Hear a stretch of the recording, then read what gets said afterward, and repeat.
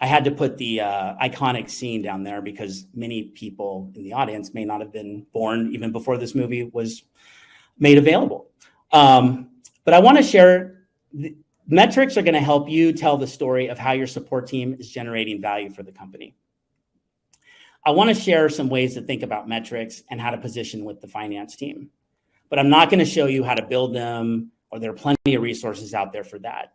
I will not be discussing SMART, KPIs, RACs, CPM, SBCs, and whatever other metrics are in the alphabet soup here. But I will start by offering a definition of metrics.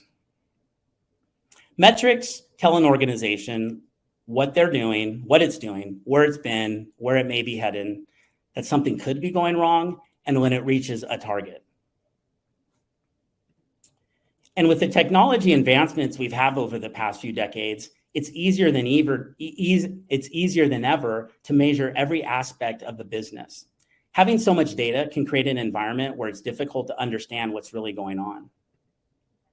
These are just some of the metrics you can get out of any standard ticketing system. And a lot of non-support people are often drawn to them. Why? Well, they're easy to measure since all ticketing systems provide them out of the box. They're pretty easy to understand. Most people can wrap their head around these metrics, and they're popular.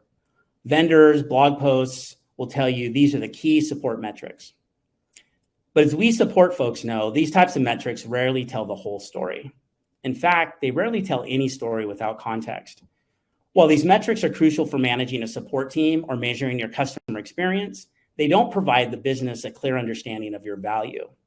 In fact, they can have the opposite effect. Is it any wonder people obsess over tickets when our main data system is a ticketing system? So if you promote these in the business ticketing metrics, it can create an environment where other teams form the wrong conclusions about the value your support team is driving. So here's the technique. Take your mission statement and find a way to measure it. Easy, right? Honestly, it's not. Measuring value is really hard. Every team struggles with this, not just support.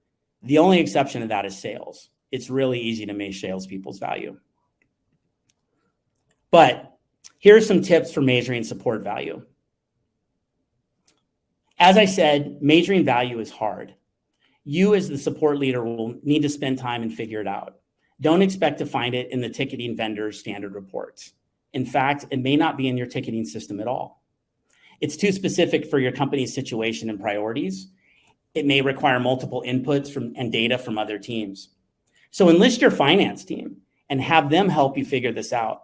If they understand your value proposition and your mission statement, then they'll want to measure it. So make them your allies in this quest.